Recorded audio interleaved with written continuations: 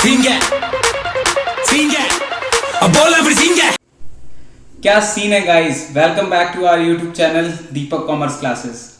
दोस्तों आप अपने घर पे अच्छे से होंगे। जैसा कि हमारी पार्टनरशिप की सीरीज चल रही है, आज उस सीरीज को हम आगे कंटिन्यू कर रहे हैं। आज हम पढ़ने जा रहे हैं राइट्स ऑफ अ पार्टनर। एक पार्टनर का अपने बिजनेस के अंदर क्या अधिकार होता है, आज हम उसे जानेंगे। आइए मेरे साथ पार्टनर्स के अधिकार को पढ़ते हैं, उसके राइट्स को पढ़ते हैं। ये जान करके मत पढ़िए कि इसे फंडामेंटली थ्योरेटिकली पढ़ना है। ये सोचो कि अगर तुम पार्टनरशिप कभी करोगे तो तुम्हारे पास क्या राइट है।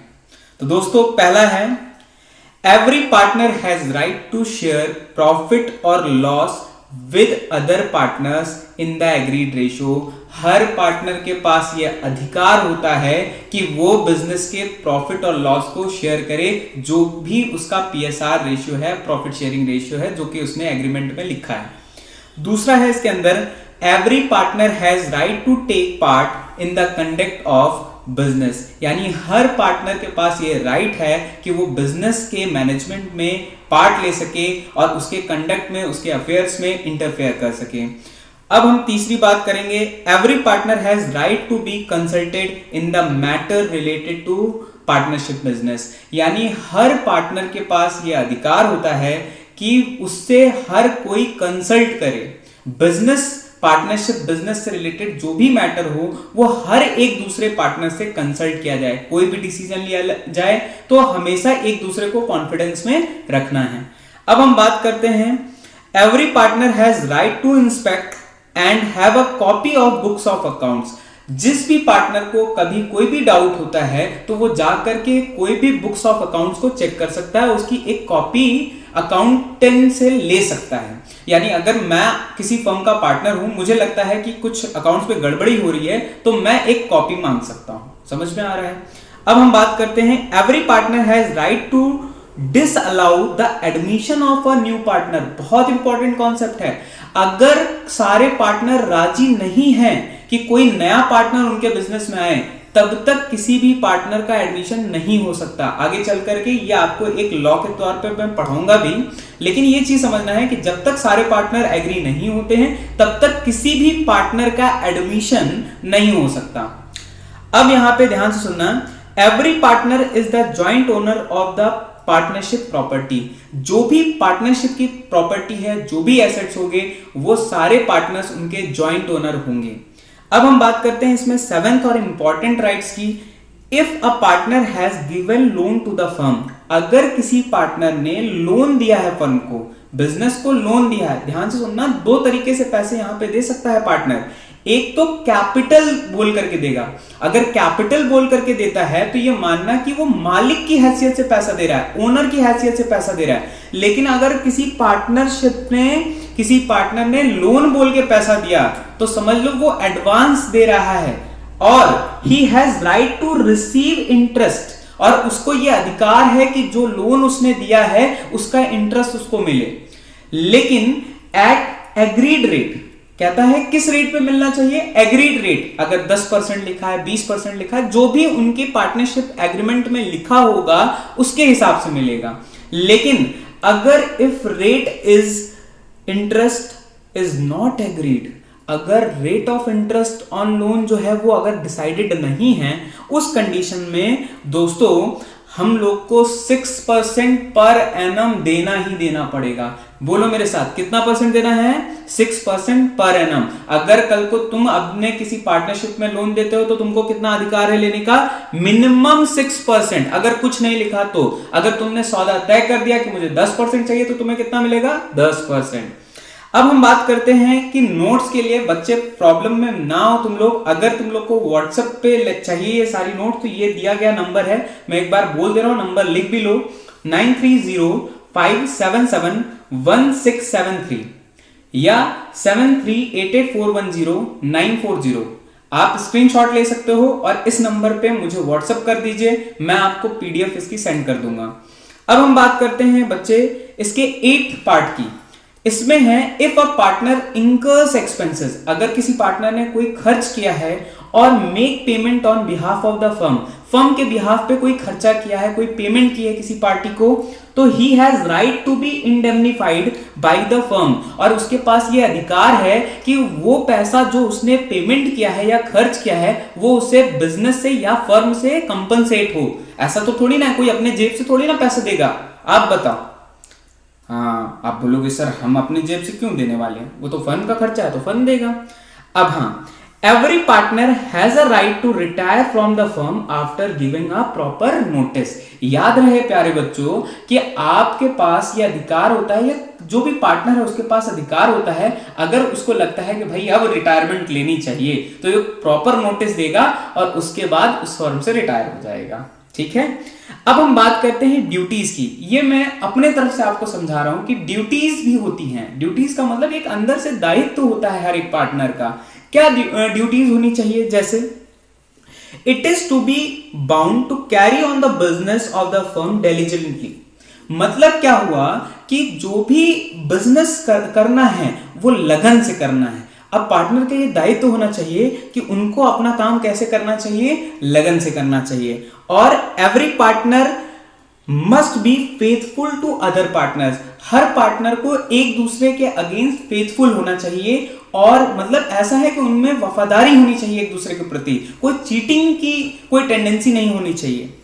A partner should not engage in competition against the firm। जो आपका पार्टनरशिप फर्म है उसी के अगेंस्ट आपने कोई कॉम्पिटिटिंग बिजनेस नहीं करना है जो आपका फर्म काम कर रहा है। फॉर एग्जांपल, मैं और आप कॉमर्स की अकाउंटेंसी पढ़ाते हैं, आप इकोनॉमिक्स पढ़ाते हो, मैं अकाउंटेंसी पढ़ाता हूं, ठीक। और आपने क्या किया कि आप कहीं बाहर किसी कोचिंग में इकोनॉमिक्स पढ़ाने चले गए, तो उस कंडीशन में हम लोग की पार्टनरशिप ब्रेच हो जाएगी।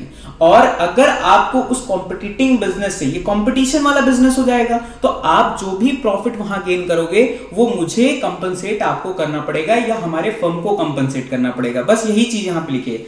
इफ ही डज सो, अगर वो कोई कॉम्पिटिटिंग बिजनेस करता है पार्टनर, तो he should account for the profit made in the competing business. जो भी उसने कॉम्पिटिटिंग बिजनेस से कमाया होगा वो पैसा किसको देना पड़ेगा? फर्म को देना पड़ेगा। आगे, no partner can assign his interest in the business to any other person. कोई भी पार्टनर अपना बिजनेस का इंटरेस्ट, अपने बिजनेस के कोई भी डिसीजन हो गया या उसके राइट्स को हो गया, किसी थर्ड पर्सन को ट्रांसफर नहीं कर सकता। ऐसा नहीं है कि मैं पार्टनर हूं तो मेरे कोई फ्रेंड को मैं ट्रांसफर कर दूंगा कि आपसे ये ऑफिस में बैठेगा, ये सारी चीजें देखेगा, मैं नहीं आऊंगा। ऐसा नहीं, आप अपने बिजनेस के इंटरेस्ट को ट्रांसफर नहीं कर सकते, आप अपने जगह किसी और को मालिक नहीं बना सकते। दूसरा है, a partner should act with in the expressed और इंप्लाइड अथॉरिटी। जो भी आपने बातें तय की हैं एक्सप्रेस वे में बता दिया है पार्टनर को कि भैया आपकी जो ड्यूटी है आपको ये परफॉर्म करना है। कुछ तो इंप्लाइड होती है। इंप्लाइड का मतलब आपके मन से जो निकलता है ना कि हाँ भाई मैं पार्टनर हूं तो मेरा क्या दायित्व बनता है, ऐसा कोई काम ना करूं मैं जिससे मेरे फर्म का घाटा हो। अब हम लोग लास्ट इसमें पढ़ रहे हैं ड्यूटीज में, a partner should इंडेमनिफाई for the losses caused by his willful neglect or any breach of agreement। अगर किसी पार्टनर की वजह से कोई नुकसान हो जाता है, उसके जानबूझ के काम करने की वजह से किसी को नुकसान हो जाता है, तो उसे भी कॉम्पनसेशन मिलेगा। अगर उसने कोई जानबूझ करके किसी दूसरे पार्टनर ने एग्रीमेंट तोड़ दिया किसी के साथ, तो जो भी लॉस कॉज हुआ है वो इंडेमनिफाई होगा, कॉम्पनसेट होगा। अब जो हमारा सबसे इंपॉर्टेंट टॉपिक है जो आपको जानना चाहिए, पढ़ना चाहिए बहुत अच्छे से, और ये कहीं ना कहीं ये भगवान श्री कृष्ण का आशीर्वाद है बच्चों के लिए। अब आप कहेंगे सर ऐसा क्या है? देखिए, अब हम बात करने जा रहे हैं कंपनीज की। कंपनीज और पार्टनरशिप में एक जो बीच का रास्ता निकला है वो रास्ता है लिमिटेड लायबिलिटी पार्टनरशिप। ध्यान सुनिए, हर कोई पता है पार्टनरशिप क्यों नहीं करना चाहता, क्योंकि लायबिलिटी जो है उसमें वो क्या है, अनलिमिटेड है। यानी जितना पैसा बिजनेस में लगा रखा है वो तो डूब सकता ही है और आपके घर का भी पैसा जाएगा, तो कौन इंसान पार्टनरशिप करेगा? तो इस वजह से ये चीज लोगों को समझ में आई। और कंपनी बना ले हम, इसमें बहुत सारे रूल्स होते हैं, रेगुलेशन होते हैं। आदमी बिजनेस करेगा कि कंपनी के रूल्स रेगुलेशन संभालेगा? कंपनी के नियम कानून बड़े कठिन है, इसलिए बीच का रास्ता निकाला गया और लाया गया limited liability partnership act 2008। Sir क्या है ये लिमिटेड लायबिलिटी पार्टनरशिप एक्ट? आइए पढ़ते हैं। सबसे पहले the limited liability partnership act 2008, ये 2008 में एक्ट बना था, बट कम इनटू इन्फोर्स यानी कम इनटू इफेक्ट कब से आया है अपने देश में? 31 मार्च 2009 से एप्लीकेबल है। मतलब बना है 2008 में, एप्लीकेबल हुआ है 31 2009 में। तो हमें बस इतना याद रखना है कि लिमिटेड लायबिलिटी पार्टनरशिप एक्ट कौन सा है? 2008 है। अब हम आगे बात करेंगे, LLP is different from a partnership. याद रहे ये नॉर्मल पार्टनरशिप से अलग है। जो हम लोग अभी तक पार्टनरशिप पढ़ रहे थे उससे अलग है। क्या अलग है? बेसिकली मेन फीचर तो यही है ना कि उसमें लायबिलिटी क्या होती थी? अनलिमिटेड, और इसमें नाम से पता चल रहा है इसमें लायबिलिटी कैसी हो जाएगी? लिमिटेड। अब हम बात करें, as it operates like a partnership, ये दिखने में तो बिल्कुल पार्टनरशिप जैसी होती है, but in our LLP each partner is protected, हर पार्टनर प्रोटेक्टेड है फ्रॉम पर्सनल लायबिलिटी, यानी उसको अपने घर से पैसे लगाने की जरूरत नहीं है, except to the extent of his capital contribution in the LLP. मतलब जितना पैसा उसने कंट्रीब्यूशन कर रखा है अपने बिजनेस, जो कि उसने एलएलपी के फॉर्म में बना रखा है, सिर्फ उतना ही पैसा उसकी लायबिलिटी है। कल को बिजनेस डूबता है तो जितना पैसा उसने लगा रखा है सिर्फ उतना पैसा ही उसका रिस्क है, वही डूबेगा। अब हम बात करते हैं इसके डेफिनेशंस की। तो डेफिनेशन में लिखा गया है, limited liability partnership means partnership formed and registered under this act. यानी वो जो पार्टनरशिप फॉर्म्ड होगी, रजिस्टर्ड होगी अंडर कौन सा एक्ट? आप बताइए, ये एक्ट किसकी बात कर रहा है? Limited liability partnership act 2008। समझ में आ रही है मेरी बात? अब हम आगे बढ़ते हैं, हम बात करते हैं nature of limited liability partnership. क्या नेचर होता है लिमिटेड लायबिलिटी पार्टनरशिप का? सबसे पहला, अ एलएलपी इज बॉडी कॉर्पोरेट। क्या होता है बॉडी कॉर्पोरेट? तो पहले मैं वो समझा दूं। किसी का भी रजिस्ट्रेशन अगर आरओसी करता है, कौन? ROC, registrar of company. याद होगा, कंपनीज का भी रजिस्ट्रेशन कौन करता है? आरओसी करती है, उसको भी हम लोग बॉडी कॉर्पोरेट बोलते हैं। तो कहता है क्या है, एलएलपी क्या होता है? बॉडी कॉर्पोरेट होता है, क्योंकि ये जो फॉर्म होता है and incorporated under this act, LLP act से अगर उसने रजिस्ट्रेशन लिया है तो उसे भी हम बॉडी कॉर्पोरेट बोलेंगे, क्योंकि बॉडी कॉर्पोरेट में एक चीज कॉमन होती है कि सबकी लायबिलिटी क्या हो जाती है? लिमिटेड हो जाती है। अब हम बात करते हैं, it is legal entity separate from that of its partner. ये सबसे बड़ा बेनिफिट है, यहां पे ओनर अलग और उसका बिजनेस अलग ट्रीट किया जाएगा। मेरी बात समझ में आ रही है? क्योंकि लायबिलिटी जो हो गई वो लिमिटेड हो गई, इस वजह से पार्टनर्स का एग्जिस्टेंस सेपरेट रखा जाएगा उसके बिजनेस के पॉइंट ऑफ व्यू के हिसाब से।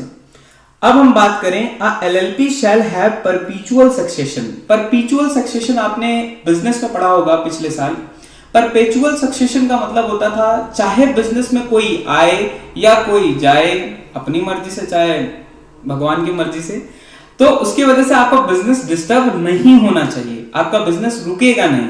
लेकिन नॉर्मल पार्टनरशिप में क्या होता है, अगर कोई पार्टनर की डेथ हो जाती है तो वो बिजनेस डिसॉल्व हो जाएगा। लेकिन एलएलपी के केस में ऐसा नहीं है, अगर कोई पार्टनर आ जाता है, चला जाता है, तो उससे कोई दिक्कत की बात नहीं है, उनका बिजनेस नॉर्मली चलता रहेगा।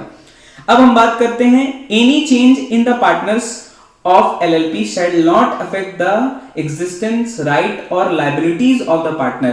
यानी अगर किसी पार्टनर्स में कोई भी एग्रीमेंट में चेंजेस होता है या पार्टनर्स बदलते हैं, आते हैं, जाते हैं, तो उससे LLP के जो पार्टनर्स हैं उनकी राइट्स और लायबिलिटीज पे कोई अंतर नहीं पड़ेगा। अब फटाफट से मैं आपको ना कुछ डिफरेंसेस पढ़ा दूं, लेकिन यहाँ पे एक हाईलाइट मैंने करके लिख रखा है। Indian partnership act, normal partnership पे कौन सा एक्ट अप्लाई होता है? Indian partnership act 1932 shall not apply to the LLP. यानी वो नॉर्मल एक्ट वो एलएलपी के ऊपर अप्लाई नहीं करता।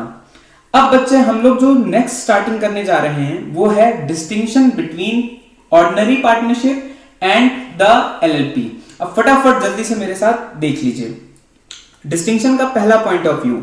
एप्लीकेबल लॉ कौन सा होगा नॉर्मल पार्टनरशिप के ऊपर? जल्दी से बताइए। इंडियन पार्टनरशिप एक्ट 1932, एलएलपी के ऊपर लिमिटेड लायबिलिटी पार्टनरशिप एक्ट 2008। यहां पे रजिस्ट्रेशन कराना कैसे रहेगा? नॉर्मल पार्टनरशिप को आप रजिस्टर्ड कराओ चाहे ना कराओ, ऑप्शनल है, लेकिन अगर आप करा लेते तो उसके आपको बहुत सारे बेनिफिट मिलते हैं। अगर मैं इसकी बात करूं एलएलपी की, तो वहां पे कंपलसरी है, याद रखिएगा, रजिस्ट्रेशन इज कंपलसरी। और कहां से रजिस्ट्रेशन होना है? Registrar of companies. समझ में आया? अब मैं बताता हूं क्रिएशन कि नॉर्मल पार्टनरशिप कैसे क्रिएट होती है। अगर हमने एग्रीमेंट कर लिया तो हम किस में आ जाएंगे? एग्जिस्टेंस में आ जाएंगे, नॉर्मल पार्टनरशिप फॉर्म हो जाएगी। लेकिन एलएलपी को कौन क्रिएट कर सकता है? सिर्फ और सिर्फ लॉ। ये बॉडी कॉर्पोरेट के बारे में मैंने अभी थोड़ी देर पहले बताया। तो body corporate can not become a partner. Normal partnership या ऑर्डिनरी पार्टनरशिप नहीं कर सकती बॉडी कॉर्पोरेट। क्यों? क्योंकि उनकी लायबिलिटी लिमिटेड होती है, और नॉर्मल पार्टनरशिप में क्या होता है? लायबिलिटी अनलिमिटेड होती है। लेकिन क्या बॉडी कॉर्पोरेट एलएलपी में पार्टनर बन सकते हैं? आंसर इज यस, क्योंकि सबकी लायबिलिटी क्या हो जाएगी? लिमिटेड हो जाएगी। और लास्ट में हम बात करें सेपरेट लीगल एंटिटी, ओनर अलग और बिजनेस अलग, किसमें होता है? एलएलपी के केस में पॉसिबल है, it has a separate legal entity. लेकिन नॉर्मल पार्टनरशिप में they have not a separate legal entity concept. अब हम बात करने जा रहे हैं परपीचुअल सक्सेशन। परपीचुअल सक्सेशन का मतलब ये होता है कि अगर कोई बिजनेस में किसी पार्टनर की अगर मान लो डेथ हो जाती है, तो उसके वजह से उसका पूरा का पूरा बिजनेस क्या हो जाएगा? डिसॉल्व हो जाएगा। अगर हम बात करें नॉर्मल पार्टनरशिप की, तो partnership do not have परपीचुअल succession. इसमें कोई परपीचुअल सक्सेशन नहीं होता, बिजनेस चलता नहीं रहेगा। अगर किसी के साथ कुछ हो जाएगा तो बिजनेस खत्म। लेकिन अगर लिमिटेड लायबिलिटी पार्टनरशिप की बात करें हम, तो it has परपीचुअल succession and individual partners में कम और गो। अगर कोई पार्टनर आ रहा है, चाहे अगर जा रहा है, तो उससे बिजनेस के ऊपर कोई भी प्रभाव नहीं आएगा। अब हम बात करते हैं नंबर ऑफ पार्टनर्स की। तो मिनिमम नॉर्मल पार्टनरशिप में कितने होते हैं? 2, और मैक्सिमम कितने होते हैं? 50।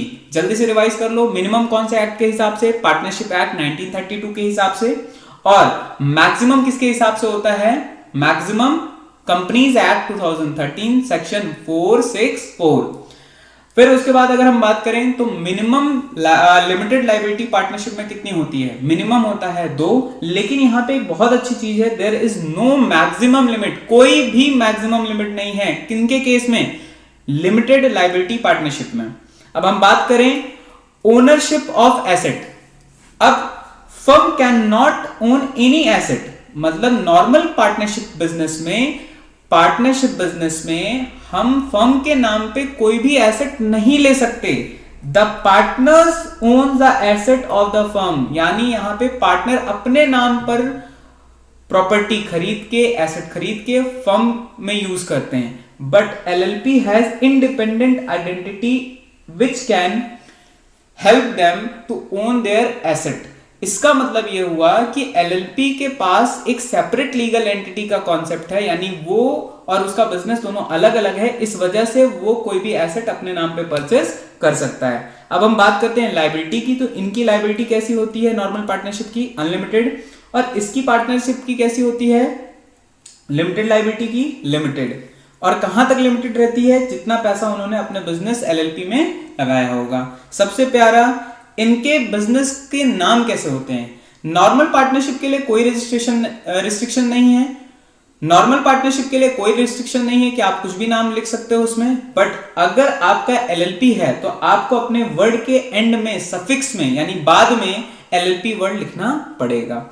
अब हमारा सबसे इंपॉर्टेंट जो कॉन्सेप्ट है वो है पार्टनरशिप डीड। जल्दी से खत्म करते हैं। पार्टनरशिप डीड क्या होता है? एक सिंपल सी बात बताएं तो it is a written document which contains the terms of agreement. Normal भाषा में बोलें तो इसके अंदर टर्म्स एंड कंडीशन लिखी होती है पार्टनरशिप से रिलेटेड। अगर आप पार्टनर हैं, मैं और आप पार्टनरशिप करते हैं और हमारे बीच में काफी शर्तें होती हैं, अगर उन शर्तों को हम लोग स्टैम्प पेपर पे लिख देते हैं तो हम लोग उसे कहेंगे कि वो एक पार्टनरशिप डीड है।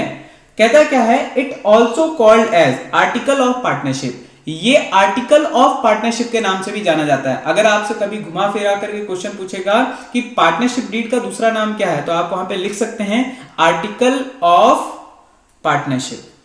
The partnership deed should contain the following points. ये कुछ पॉइंट्स लिखे जाते हैं। देखो अब इसमें मैंने बहुत सारे पॉइंट डिस्कस करने हैं, आपको जितना दिमाग में बैठता है याद रख लेना। और ये सोच करके याद रखना कि अगर कल को तुम किसी के साथ पार्टनरशिप कर रहे हो तो तुम्हें क्या क्या बातें लिखनी चाहिए। जैसे मैं जल्दी जल्दी बता रहा हूं। Name and address of the firm, आपका बिजनेस कहां सेटअप होगा।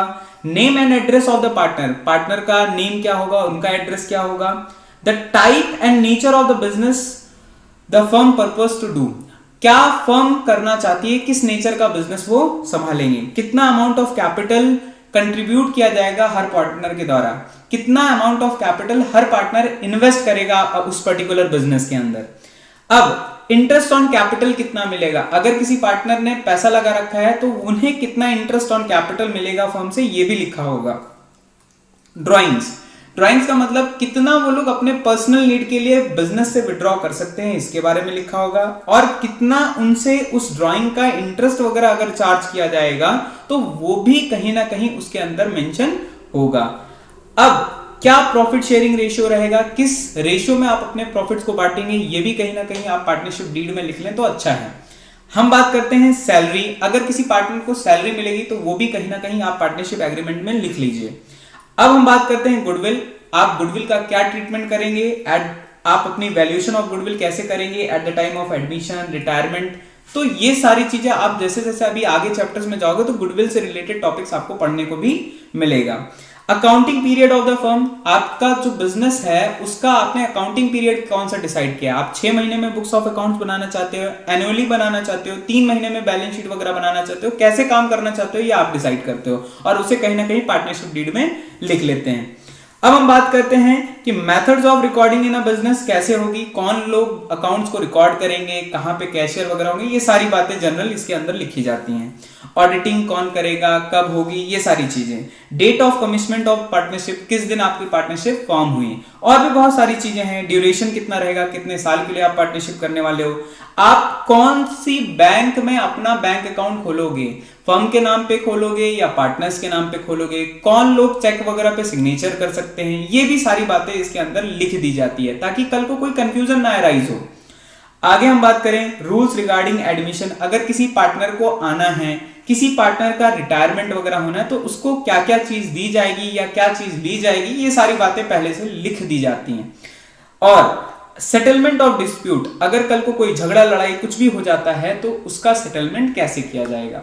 अब मैं आपसे बात करता हूं इसकी इंपॉर्टेंस क्या है, क्यों जरूरी है पार्टनरशिप डीड होना। अच्छा आप खुद सोचिए अगर पार्टनरशिप आपने कहीं लिख रखी है तो आपको क्या फायदा होगा। जैसे it regulates the rights, duties and liabilities of each partner, her partner को पता होगा उसका क्या अधिकार है, उसकी क्या लायबिलिटीज है, उसकी क्या ऑब्लिगेशन है और वो उसी से आपसे काम करेगा। दूसरा, it help to avoid any misunderstanding amongst the partner, किसी भी तरह का कोई कंफ्यूजन नहीं होगा, किसी भी तरह की कोई मिसअंडरस्टैंडिंग नहीं क्रिएट होगी आपस में पार्टनर्स के, अगर पहले से आपने सारी बातें लिख दी हैं तो। फिर any dispute among the partner may be settled easily, अगर आपने हर बात लिख रखी है कहीं पे तो आपका कोई भी झगड़ा लड़ाई होता है तो उसी के हिसाब से रिजॉल्व हो जाएगा। जैसे मान लो सैलरी लिखी है कि हम किसी ए नाम के पार्टनर को देंगे 1 लाख रुपए की सैलरी, तो कल को अभी ए ने कहा कि मुझे 1,10,000 चाहिए, तो उससे दिखा जो जाकर के जाओ पार्टनरशिप डीड में देखो तुमने तो वहां पे सिर्फ 1 लाख लिखा है, तो झगड़ा खत्म। फिर for smooth functioning and obtaining stability in the functioning of the business transaction, यानी आपका बिजनेस एकदम स्मूथली मक्खन की तरह चलता रहेगा, आपको कोई भी प्रॉब्लम नहीं आएगी। अब सबसे इंपॉर्टेंट टॉपिक जो कि पूरी की पूरी पार्टनरशिप में आएगा, तो इसे बहुत ध्यान से गाइस, इसमें कोई गलती नहीं होनी चाहिए। क्या लिखा है बहुत ध्यान से अपने स्क्रीन पे पढ़िए, हम यहां पे इसका कलर भी हाईलाइट कर दे रहे हैं। क्या लिखा है, provision for the Indian partnership act 1932 in absence of partnership deed, अगर मान लीजिए आपने पार्टनरशिप डीड नहीं बनाई है तो उस जगह पे अगर कल को कोई झगड़ा लड़ाई होती है तो आप जाएंगे कहां पे, कोर्ट में आप किस एक्ट से मदद मांगेंगे, बताओ कौन से एक्ट आपको मदद करेगा। Very good, Indian partnership act 1932। आप कोर्ट में जाएंगे और बोलेंगे जज साहब मुझे इंडियन पार्टनरशिप एक्ट के हिसाब से मुझे क्या मिलना चाहिए, इंसाफ मिलना चाहिए। अगर आपने बातें पहले ऑल्दो लिख रखी होंगी तो आपको इंसाफ मांगने के लिए कहीं नहीं जाना पड़ेगा, आपको पार्टनरशिप डीड के हिसाब से मिलेगा। लेकिन अगर आपने नहीं लिख रखा तो आपको ये सारे प्रोविजंस को फॉलो करना पड़ेगा। क्या लिखा है, in absence of partnership deed और वर्बल एग्रीमेंट, अगर आपने ओरल एग्रीमेंट भी कर रखा है या तो डीड नहीं बना रखे, दोनों पे ये लॉ फॉलो होगा। कहता है इफ डीड इज साइलेंट, अगर क्वेश्चन में कुछ नहीं मेंशन है या लिख दिया है कि ये डीड साइलेंट है, तब following points the provision of Indian partnership act 1932 shall apply under, कौन से सेक्शन में अप्लाई होगा? Under section 13। अगर सेक्शन नहीं याद रखना ऑल तो मत याद रखो, बट एक धारा है, इसके तहत आप जज साहब के सामने जाकर के बोलोगे कि जज साहब हमें हमारा हक चाहिए, लेकिन कब? जब पार्टनरशिप डीड साइलेंट होगी। आ जाइए, क्या क्या है? इंटरेस्ट ऑन कैपिटल, अगर आपका कभी कोई झगड़ा होता है, इंटरेस्ट ऑन कैपिटल के ऊपर बात होती है, तो आपको अलाउ नहीं होगा। बहुत ध्यान से सुनना, no interest on capital is to be allowed. अगर आपने पहले से नहीं लिखा पार्टनरशिप डीड में, तो आपको इंटरेस्ट ऑन कैपिटल अलाउड नहीं होगा। दूसरी बात, interest on drawing, no interest on drawing is to be charge. याद रखिएगा, अलाउड का मतलब होता है देना, पार्टनर को देना। कौन देता है? फर्म। चार्ज का मतलब होता है पार्टनर से लेना। तो भाई इंटरेस्ट ऑन ड्राइंग भी चार्ज नहीं होगी। भाई सीधी बात है, अगर जब हमारी इंटरेस्ट ऑन कैपिटल हमें नहीं मिल रहा, हमारी कैपिटल पे इंटरेस्ट नहीं मिल रहा, तो हमारी ड्राइंग पे भाई इंटरेस्ट कैसे चार्ज करोगे? तो यानी ये दोनों चीजें नहीं होंगी। सर किसी भी तरह की कोई भी salary, remuneration, commission not allowed to any partner, किसी को कुछ नहीं मिलेगा। कितना सिंपल सा नियम है, कितना अच्छा सा नियम बना रखा है कानून ने। सेक्शन 13 ने बोला ना तुमको आईओसी देंगे, ना तुमको सैलरी देंगे, ना तुमको कमीशन देंगे, और ना ही तुमसे कोई इंटरेस्ट ऑन ड्राइंग चार्ज करेंगे। याद रखना, ये सारी केस स्टडी अभी हम लोग प्रैक्टिस में कवर करेंगे। आगे देखिए, अब हम फोर्थ पॉइंट बात करें, प्रॉफिट शेयरिंग रेशियो कैसा रहेगा। अगर पीएसआर के बारे में, प्रॉफिट शेयरिंग रेशियो के बारे में कुछ नहीं लिखा होगा, तो सारे के सारे पीएसआर का एक ही नियम फॉलो होगा पूरे पार्टनरशिप में, profit and losses are to be shared equally, यानी सारे पार्टनर्स को इक्वल मिल जाएगा बाय ऑल द पार्टनर्स। याद रखना, अब ध्यान से सुनना, चाहे वो पार्टनर स्लीपिंग पार्टनर हो, एक्टिव पार्टनर हो, कैसा भी पार्टनर हो, उसे उसका हक किस फॉर्म में मिलेगा? इक्वल। चाहे किसी ने 1 लाख रुपए लगाया हो, चाहे किसी ने 1 रुपया लगाया हो। मैंने 10 लाख लगाया, अगर मान लो तुम मेरे पार्टनर हो और तुमने सिर्फ 10 रुपए लगाया, और मान लो हमने डीड नहीं बनाई, तो हम दोनों का प्रॉफिट इक्वल हो जाएगा। अब हम बात करते हैं फिफ्थ पॉइंट की, इंटरेस्ट ऑन लोन की। अगर मान लो इंटरेस्ट ऑन लोन नहीं मेंशन है, तो याद रखना interest on loan to be allowed at the rate 6% per annum. अभी थोड़ी देर पहले हम लोग ने राइट्स में कवर किया था, और ये सेक्शन 13 कहता है इंडियन पार्टनरशिप एक्ट का कि अगर किसी पार्टनर ने आपको लोन दिया है, तो मिनिमम उसको कितना देना पड़ेगा? 6% पर एनम का इंटरेस्ट देना ही देना पड़ेगा। Even if there is loss, अगर फर्म को लॉस ही क्यों ना हो जाए, ऐसा नहीं है कि फर्म को लॉस हो रहा है तो इंटरेस्ट ऑन लोन नहीं देना है, देना पड़ेगा, चाहे फर्म घाटे में ही क्यों ना चली जाए। आगे अब हम इसमें कुछ अदर इंपॉर्टेंट एस्पेक्ट के बारे में बात करेंगे, जो कि थोड़ा थोड़ा वैल्यू बेस्ड क्वेश्चन में कवर करेंगे। एडमिशन ऑफ अ पार्टनर, याद रखिएगा, a person may be admitted as a partner either with the consent of all the partner और in accordance with the express agreement among the partners. दो हिसाब से admission हो सकता है, या तो सारे पार्टनर्स राजी हो जाएं, कंसेंट मिल जाए सबका, या तो उन्होंने पार्टनरशिप डीड में उसके हिसाब से मेंशन कर रखा हो। याद रखिएगा, किसी भी माइनर के एडमिशन के लिए बहुत सारे नियम कानून हैं, ध्यान से सुनना।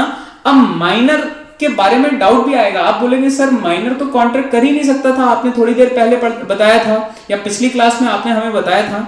A minor may be admitted into the benefit of the partnership. याद रखना, पार्टनर, अगर किसी माइनर को हम एडमिट कर सकते हैं, पार्टनर बना सकते हैं, बट सिर्फ बेनिफिट्स के लिए, यानी सिर्फ प्रॉफिट में उसको हिस्सा मिलेगा, लॉसेस में उसको हिस्सा नहीं मिलेगा। और अगर कोई बच्चा अभी माइनर है, तो वो मेरे साथ पार्टनरशिप अगर करना चाहे तो कर सकता है, सिर्फ उसका प्रॉफिट में हिस्सा, लॉस में हिस्सा नहीं है। क्या कहता है? With consent of all partners. याद रखना, लेकिन मेरे सारे पार्टनर्स, जितने पार्टनर हो, तुम्हें एडमिशन लेने के लिए, तुम्हारे एडमिशन लेने के लिए सब लोग क्या हो? तैयार हों। यानी किसी भी माइनर पार्टनर को एडमिट किया जा सकता है with consent of all the partners. ये कहां पे ये ज्ञान की बात लिखी गई है? ये यहां पे हम लोग ने कुछ ज्ञान की बात लिखी है। क्या लिखा है? As stated in section 11 of the Indian Contract Act 1872 says that the contract of a partnership cannot be entered with a minor। मतलब कॉन्ट्रैक्ट नहीं किया जा सकता, ये रूल है, ये लॉ है, मैं सिर्फ जानकारी के लिए बता रहा हूं, ज्ञान की बात है। किसी भी माइनर के साथ नहीं किया जा सकता कोई कॉन्ट्रैक्ट, क्योंकि वो नॉट कॉम्पिटेंट टू कॉन्ट्रैक्ट है, उसके पास एलिजिबिलिटी नहीं है कि वो कॉन्ट्रैक्ट कर सके। लेकिन section 30 of Indian partnership act, section 30 Indian partnership act का इस बात की परमिशन देता है कि a person who is a minor, अगर वो माइनर है तो may not be partner of the firm, वो पार्टनर नहीं कहलाएगा फर्म का। ध्यान से सुनना मेरी बात, वो पार्टनर नहीं कहलाएगा, but with the consent of all partners he may admitted to the benefit of the partnership, उसको benefit of the partnership के लिए एडमिशन लिया जा सकता है। ठीक है, अब रिटायरमेंट ऑफ अ पार्टनर के नियम क्या है? A partner may retire from the firm either with the consent of all partners, सारे पार्टनर से कंसेंट कर ले, और in accordings with the express agreement among the partner, और जिस हिसाब से उन्होंने कोई एग्रीमेंट कर रखा होगा कि किसी पार्टनर को कैसे रिटायर होना है, उस एग्रीमेंट के बेसिस पे वो रिटायरमेंट ले सकता है।